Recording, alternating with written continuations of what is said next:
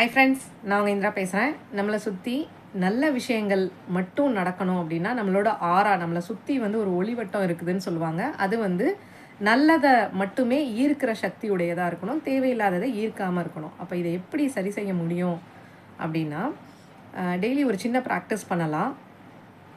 Night படுக்க போகிறப்போ பண்ணுறது ஆப்ஷனல், பண்ணலாம் பண்ணாமல் இருக்கலாம். பட் காலையில் எந்திரிச்சு நிச்சயமாக அதை பண்ணணும்.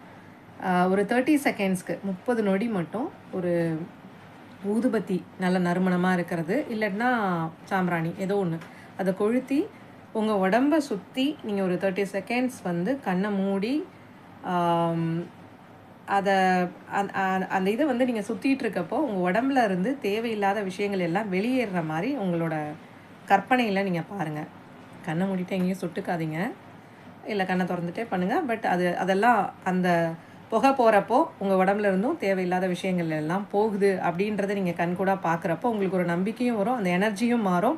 ஏன்னா அந்த நறுமணம் வந்து நம்மளுக்கு தேவையில்லாத விஷயங்கள் எல்லாத்தையும் கரைச்சிரும்.